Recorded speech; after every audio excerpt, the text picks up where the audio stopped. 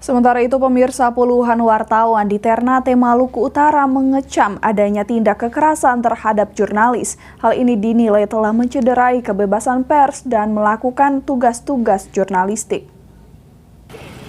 Aliansi Jurnalis Independen atau AJI dan sejumlah wartawan di Ternate, Maluku Utara menggelar aksi damai pada Selasa 11 Oktober 2022.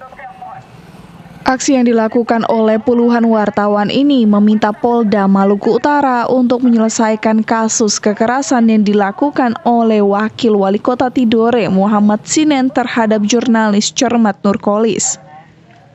Ketua Aliansi Jurnalis Independen Kota Ternate, Ikram Salim, menyebut upaya ini selain sebagai dukungan kepada Polda Maluku Utara untuk menuntaskan kasus kekerasan, juga sebagai bentuk menyuarakan kebebasan pers sebagaimana tercantum dalam Undang-Undang Pers Pasal 18 Nomor 40 Tahun 1999 dan berharap kasus kekerasan semacam ini tidak terulang lagi.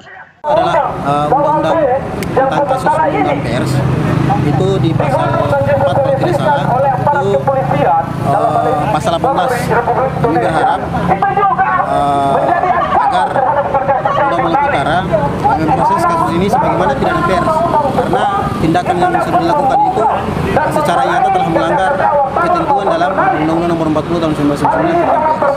Menghalang-halangi, kemudian mengintimidasi, bahkan ada tindakan pemberedelan maupun tindakan penganiayaan yang berkaitan dengan artikel atau produk jurnalistik.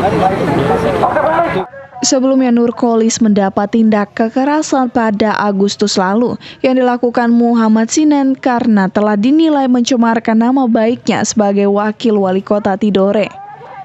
Dari Maluku Utara, Opik Syarifuddin melaporkan untuk Kawan One TV.